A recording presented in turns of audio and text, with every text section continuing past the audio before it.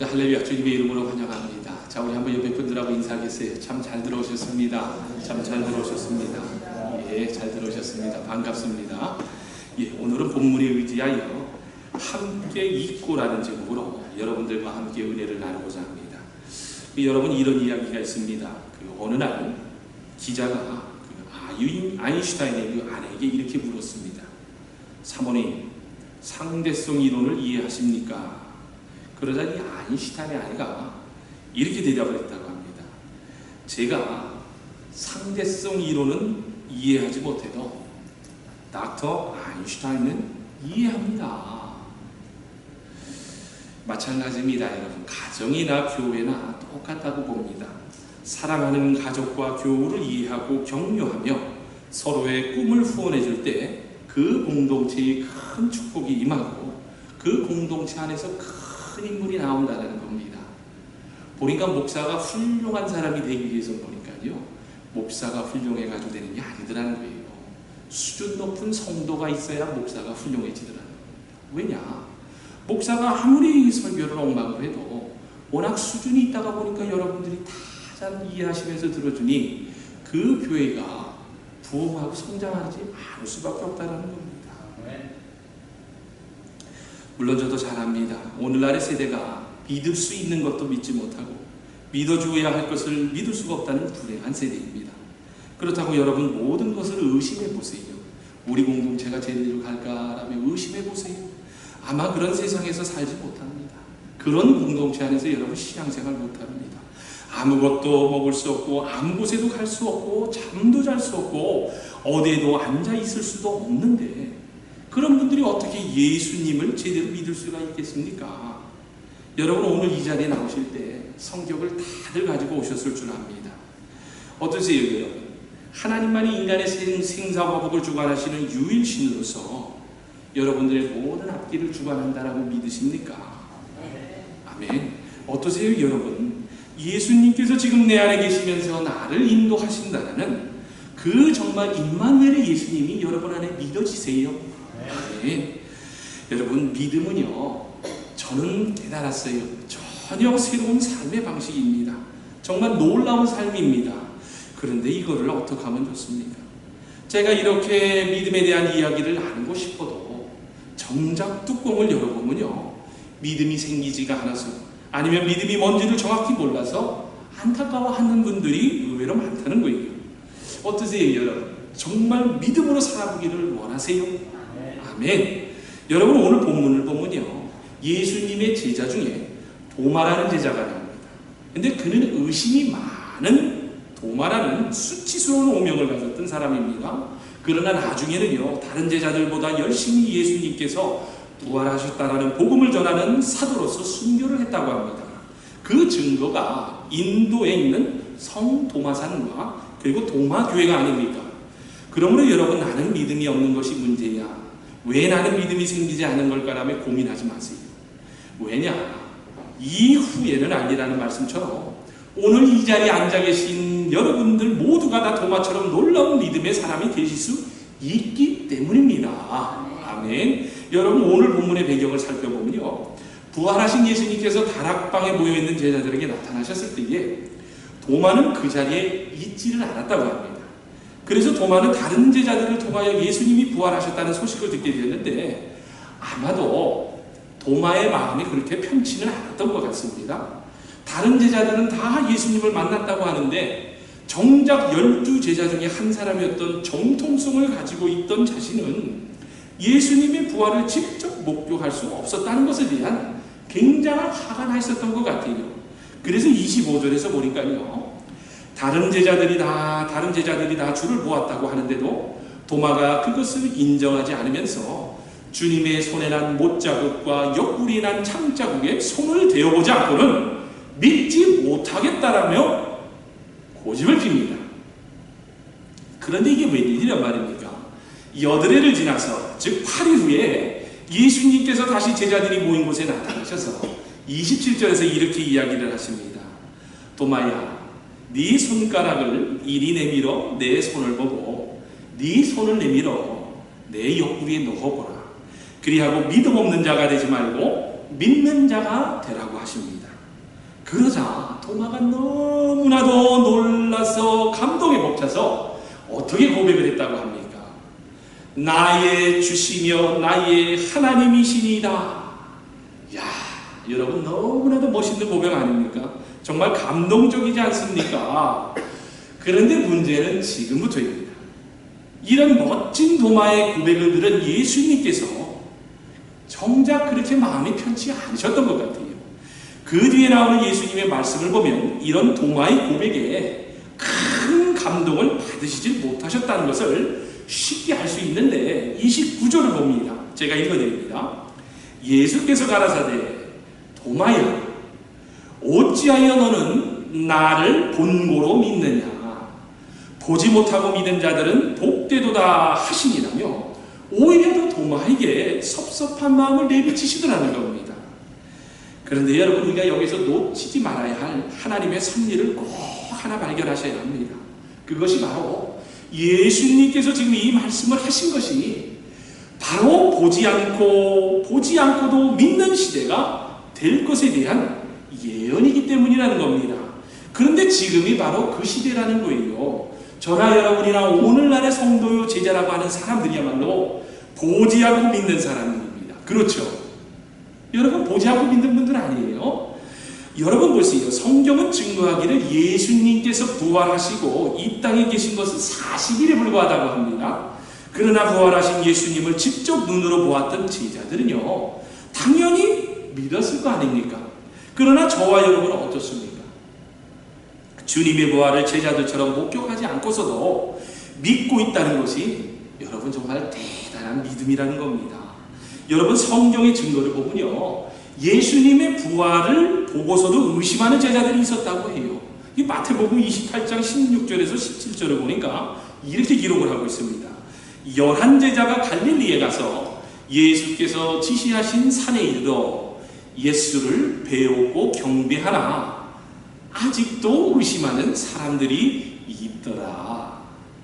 여러분 지금 뭐라고 합니까? 예수님을 만나고서도 의심했다고 합니다. 그런데 우리는 어떻습니까? 예수님을 보지 못하고도 믿질 않습니까? 그리고 이 자리에 나와 감사 예배를 드리면서 하나님께 감사를 드리면서 여러분이 얼마나 믿음의 대단한 정말 모든 것들 드리면서 하나님께 예배를 드리고 있지 않습니까? 그렇습니다, 여러분. 그래서 믿음의 역사는요 말씀을 통하여 성령님께서 하시는 일입니다. 여러분 예수님을 보았기 때문에 만났기 때문에 믿는 것이 아니고 성령님께서 말씀을 통해서 내 안에 일으키는 놀라운 역사를 통해 맛볼 수 있는 신비라는 겁니다. 그래서 예수님께서 보지 못하고 믿는 자들이 복되다라고 말씀하셨던 겁니다. 믿고 난 다음에 보는 겁니다. 그리고 그 시대가 바로 지금이라는 겁니다. 여러분 요한복음 20장 31절을 보면 이런 말씀이 나옵니다. 오직 이것을 기록함은 너희로 여호와께서 하나님의 아들 그리스도이심을 믿게 하려 함이요 또 너희로 믿고 그 이름을 힘입어 생명을 얻게 하려 함이니라. 여러분 로마서 10장 17절입니다. 그러므로 믿음은 들음에서 나며 들음은 그리스도의 말씀으로 말미암느니라. 여러분 또 요한복음 14장 26절입니다. 보혜사 곧 아버지께서 내 이름으로 보내실 성령 그가 너희에게 모든 것을 가르치시고 내가 너희에게 말한 모든 것을 생각나게 하시리라. 여러분 저는요 그 과거의 저의 모습을 떠올리면서 그 구원의 확신이 있다라고 생각을 했습니다. 왜냐? 모태신앙으로 자라서 배운 게 그거였어요. 구원받았느냐? 손 들어보세요. 그러면 저는 부흥회 때마다 그럼 나는 구원받았지 하면 네 하고 손을 들던 사람입니다. 그런데 그렇게 구원의 확신이 있다고 생각했으나 이상하게도요 저의 삶 가운데서 하나님의 약속을 너무나 쉽게 어기면서 죄를 너무나도 많이 지어 회개조차 나오지 않던 때가 있었습니다. 정말 죄가 너무나 넘쳐나다 보니까요 하나님께서 나를 사랑하시고 함께 하신다는 그 아무런 증거가 보이지가 않더라고요. 그런데 에베소서 4장 30절을 보니까 이런 말씀이 나오는데 제가 거기서 완전히 무너져 버렸습니다. 하나님의 성령을 근심하게 하지 말라. 하나님의 성령을 근심하게 하지 말라라는 그 말씀과 함께 그동안에 제 마음을 무겁게 하던 것이 내 안에서 계셨던 성령님께서 근심하셨던 것이라는 걸 깨달아지면서요, 저의 양심의 그릇이 얼마나 더러워져 있었다는 것을 깨달을 수가 있었습니다. 정말입니다. 그 사실을 깨닫지 못하여 너무나 오래 방황했습니다. 저는요, 성도요 제자라고 했지만 두 눈을 뜨고도요, 함께 계시는 성령님을 보지 못했습니다. 오히려 하나님께서 나를 버리셨다고만 생각했어요. 철저하게 눈으로 보고 귀로 듣는 것만 도심하는 도마처럼 그렇게 살아왔다라는 겁니다. 그러나 말씀을 보는 순간에 그 영적인 눈이 띄어지면서, 진영아, 내가 너를 핏값으로 샀다는 것을 이제야 깨달았느냐라는 주님의 음성이 들려지면서 언제나 함께 계시며 말씀하시는 성령님에 대하여 알게 되고, 하나님의 용서와 사랑이 더 깊이 느껴지는데, 이것이 바로 성령님의 근심이라는 겁니다. 여러분, 고린도전서 7장 23절을 보면 이런 말씀이 나옵니다. 너희는 값으로 사신 것이니 사람들의 종이 되지만. 여러분도 사도행전 2장 38절을 보면 이런 말씀이 나옵니다. 여러분도 너무나 잘 아는 말씀입니다. 베드로가 가로되 너희가 회개하여 각각 예수 그리스도의 이름으로 세례를 받고 죄 사함을 얻으라. 그리하면 성령을 선물로 받으리니. 그렇습니다, 여러분. 성도요 제자란 이미 성령을 선물로 받고 사는 하나님에게 소유된 자들입니다. 여러분, 예수님을 보고 믿었던 사람들보다 성령의 인도하심으로 예수님을 믿게 된 사람이 엄청나게 더 큰 복을 받는다라고 합니다. 그런데 보니까요, 그 대표적인 예가 성경에 아주 잘 기록이 되어 있습니다. 사도 바울이라는 거예요. 사도 바울은 예수님을 직접 만난 제자 12제자가 아니었어요. 다메섹 도상에서 예수님을 영적으로 만났고, 예수님의 죽음과 부활, 이방인의 복음과 재림에 대한 영적인 진리를요, 이 12사도들보다 더 정확하게 깨뜨리고 있던 제자였습니다. 여러분, 갈라디아서 1장 12절을 보면 이런 말씀이 나옵니다. 이는 내가 사람에게서 받은 것도 아니요 배운 것도 아니요 오직 예수 그리스도의 계시로 말미암은 것이라. 여러분, 사도행전을 보면요, 베드로가 쓰임받은 것은 초반부에 잠깐 나옵니다. 그리고 그 뒤는요, 다 사도 바울에 의하여 이방인들에게 복음이 전해지는 성령의 역사였다라는 거예요. 여러분, 그마치 예수님을 눈으로 보고 믿는 것도 중요하지만 오늘날 사는 성도요 제자는요, 말씀을 통해 성령님으로 예수님을 믿게 될 수 있다라는 거예요. 그래서 예수님께서 보고 믿는 것보다 보지 않고도 믿는 자가 더 복이 있다라고 하는 겁니다. 사랑하는 제 공동체 여러분, 그러므로 믿음을 가지려면 성령께서 말씀으로 역사하실 자기 자리를 꼭 알고 잘 지켜야 합니다. 여러분이 내키는 대로, 여러분이 생각되는 대로, 여러분이 섬기는 성격대로 나는 아니다라며 그 자리를 털고 일어나면 안 된다라는 거예요. 그래서 하나님께서 공동체를 주시고 교회를 주신 겁니다. 여러분 보세요. 말씀과 함께 성령이 역사하시는 곳이 어디라고 합니까? 교회라고 합니다. 여러분, 교회는요, 보지 않고도 믿을 수 있는 믿음으로 세워가는 공동체입니다. 여러분, 이 자리를 놓치면 여러분 안 됩니다. 왜 도마가 의심하는 도마라는 별명이 붙을 정도로 왜 그렇게 제자라고 했던 사람이 믿음이 무너졌을까요? 왜 믿음이 무너졌을까요? 그런데 그 답이 너무나도 간단합니다. 부활하신 예수님께서 나타나셨을 때에 제자들과 함께 있지 않았기 때문이라고 합니다. 여러분, 오늘 보면 24절을 보면 뭐라고 기록하고 있습니까? 제가 그대로 읽어드립니다.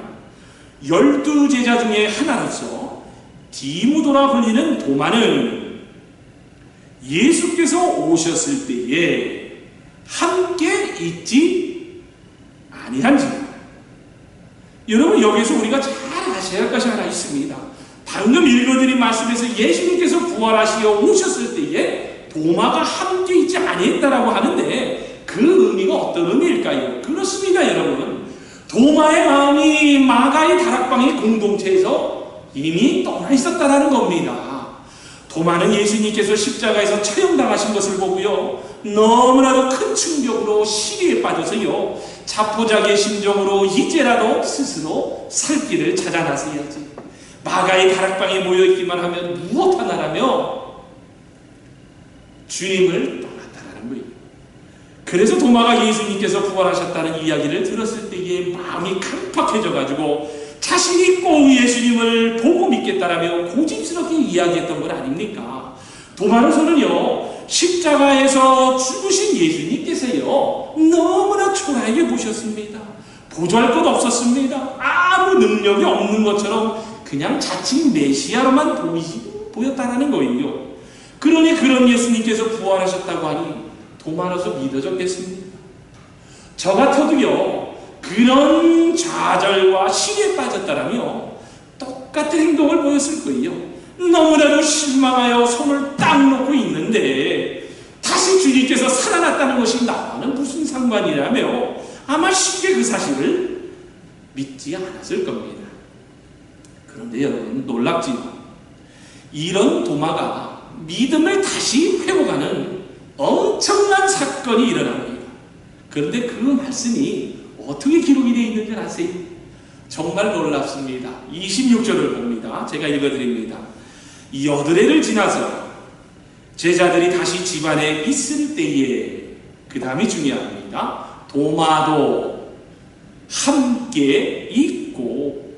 여러분, 제가 방금 전에도 말씀을 드렸지만 오늘 본문 24절에서 12제자 중에 하나로서 디두모라 불리는 도마는요, 예수께서 오셨을 때에 마가의 다락방에 함께 있지 아니하였다라고 했습니다.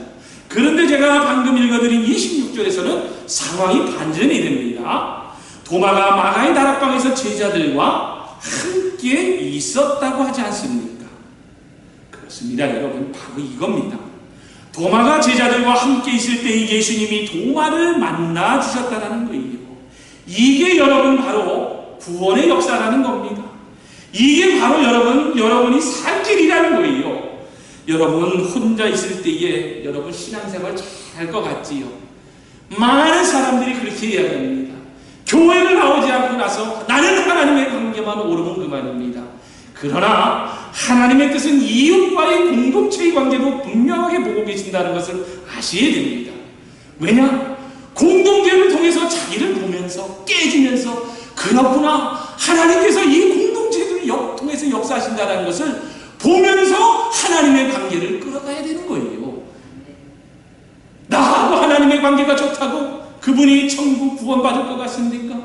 절대로 오산이라는 것을 아시고, 우리 제1공동체는요, 공동체 안에서 내가 비록 부족하다는 것을 서로 바라보며 거기서 은혜를 깨달을 수 있어야 한다는 거예요. 사랑하는 제1공동체 여러분, 우리가 임마누엘 하시는 예수님을 만나는 데 있어서요, 이처럼 공동체가 너무나 중요하다는 걸 아셔야 됩니다. 어떤 분들은 공동체 안에서도 이렇게 얘기를 합니다. 늘 드리는 예배가 별로 은혜가 안 된다라는 말을 하시는 분들이 있어요. 그런데 여러분, 그렇게 이야기하지 마세요. 늘 예배 드리는 시간이 있다는 것이 얼마나 우리에게 소중한 거라는 걸 아셔야 됩니다. 여러분, 아무것도 아닌 것 같지만요, 예배를 늘 드리는 사람과 들쑥날쑥 드리는 사람은요, 믿음의 차가 하늘과 땅 차이입니다. 늘 교회 공동체 안에 거하는 자여야 도마와 같이 잃어버렸다가 다시 찾는 은혜의 순간이 찾아온다는 것을 여러분 꼭 아셔야 합니다. 믿음이 약해져서 어떤 분들 또한 이렇게 이야기를 하는 분들도 있을 줄 압니다. 예배 드리는 시간이 어떤 때는 바쁘고 할 일 많은 세상에 내가 언제까지 여기에 이러고 있어야만 되는가라는 의심의 생각이 들 때가 있어요. 도마가 그랬습니다. 그렇기 때문에 도마는 결정적인 순간에 도망을 쳐서 은혜의 순간을, 예수님의 부활을 목격하지 못했다고 하지 않습니까? 여러분, 어느 장로님이 계셨어요. 그런데 이분이요, 사회에서도 알아주는 저명한 인사로서 성공한 크리스천 사업가로 한참 뜨는 분이셨는데, 근데 이분이 갑자기 모든 것을 다 정리하고 목회자가 되겠다고 하면서 이제 신학교를 들어갑니다. 그런데 이분이 머리가 굉장히 좋으셨던 것 같습니다. 그 50대 중반이라는 그 나이에도 불구하고요, 대학원을 수석으로 입학을 합니다.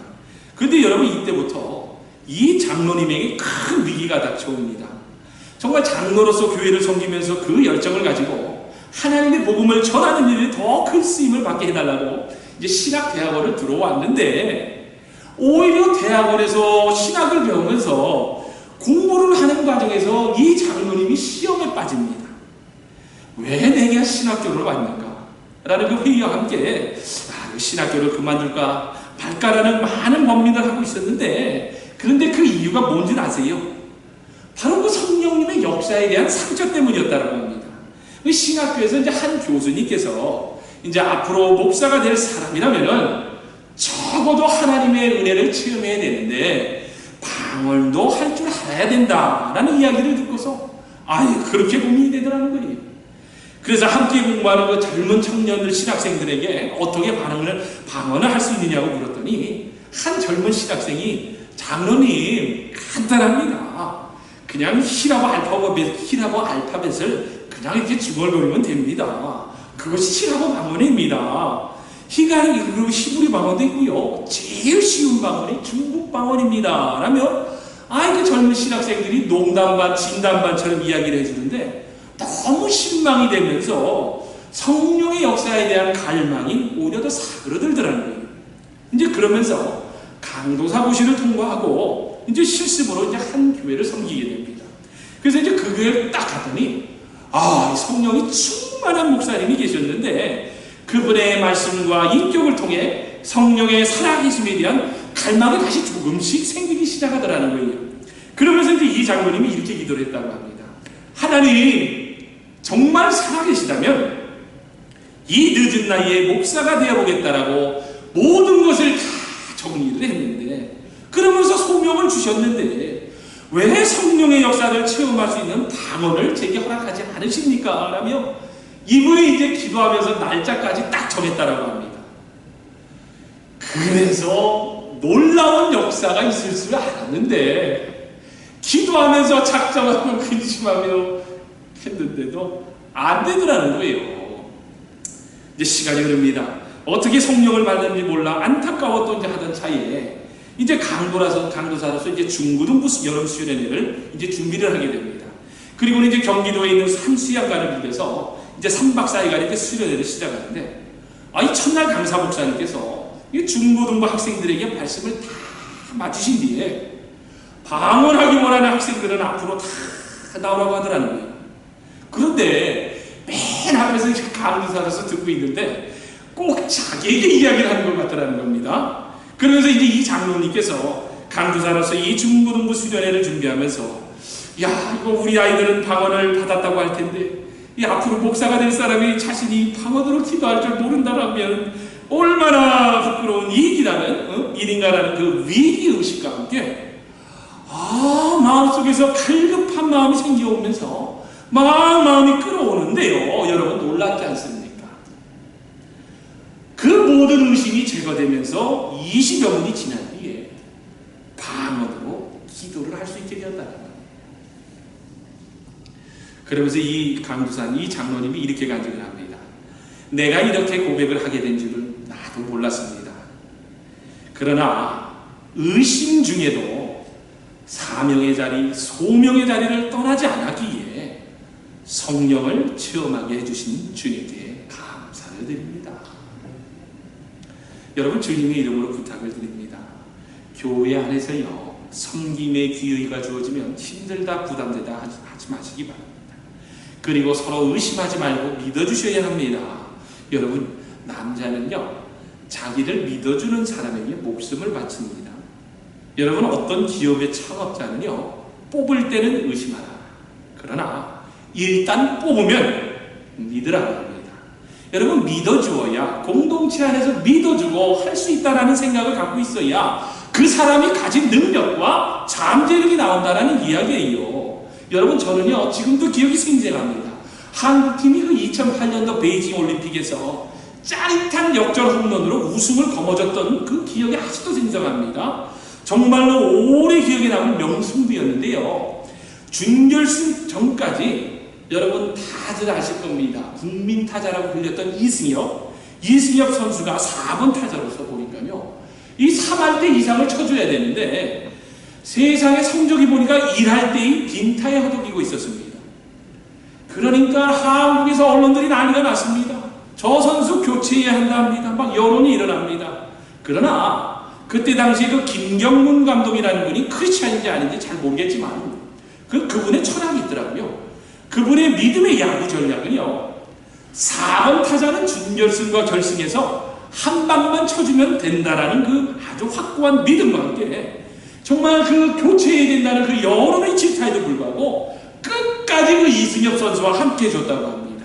그런데 여러분 놀랍지요. 그 일할 때에 빈타에 허덕이던 그 이승엽 선수가 정말입니다. 믿어줬더니 되더라는 겁니다. 준결승과 결승에서요, 홈런 2방으로 한국을 이끌었다는 거예요. 우승으로. 한국을 우승으로. 그렇습니다, 여러분. 믿어주고 함께하면 변화가 됩니다. 마찬가지입니다.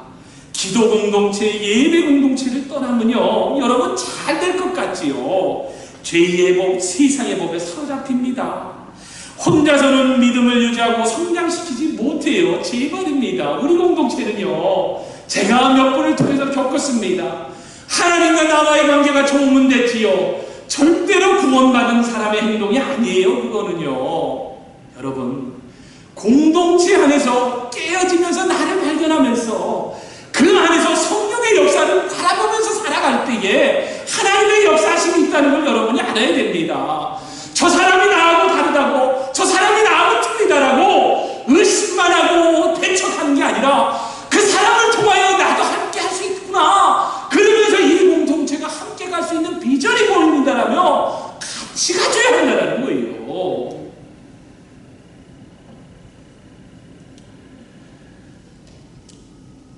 여러분, 절대로 여러분 포기하지 마세요. 저는 소망이 있습니다. 그리고 어떠한 경우에도 사단 마귀가 우리 재단을 통해서 못 되면 안 돼, 못 되면 안 된다 할다 그럴 때마다 저는요, 분명히 이런 재단에도 하나님의 계획이 있다고 봅니다.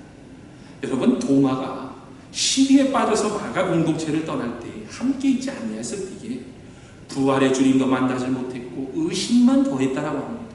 그러나 걸음을 돌이켜서 교회 공동체와 그 마가의 공동체와 함께 했더니요, 부활의 주님을 만날 뿐만 아니라 성령의 역사를 마가의 다락방에서 체험을 했다고 합니다. 여러분, 오늘 본문 31절을 보면 이런 말씀이 나옵니다. 오직 이것을 기록하면 너희로 예수님께서 하나님의 아들 그리스도이심을 믿게 하려 하며 또 너희로 믿고 그 이름을 힘입어 생명을 얻게 하려 합니다. 여러분, 지금 요한이 뭐라고 하고 있습니까? 보지 못하고 믿는 자들이 복되다라고 말씀하신 것을 기록한 목적이 바로 생명을 풍성하게 얻게 하려면이라고 합니다. 여러분, 말씀을 맺습니다. 사랑하는 제 공동체 여러분, 주님의 이름으로 꼭 부탁을 드립니다. 말씀으로 성령님이 역사하시는 그 자리를 절대로 놓쳐서는 안 됩니다. 성령님께서 말씀으로 역사하시는 자리를 꼭 지키세요.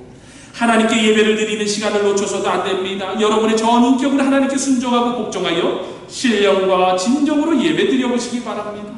한 번 예배를 드려도 예배 시간 전에 미리 나와서 하나님께 간절히 기도하며 전심으로 예배 드리고 찬양을 드리고 주의 역사를 바란다면은 은혜를 받는 자리에 반드시 성령님께서 역사하신다는 것을, 그리고 도마처럼 부활의 주님을 다시 만나는 놀라운 성령님을 체험할 수 있다는 것을 여러분 꼭 육비에 새기시고 주님과 함께 동행하는 한 분 한 분이 다 되시기를 주님의 이름으로 축원합니다.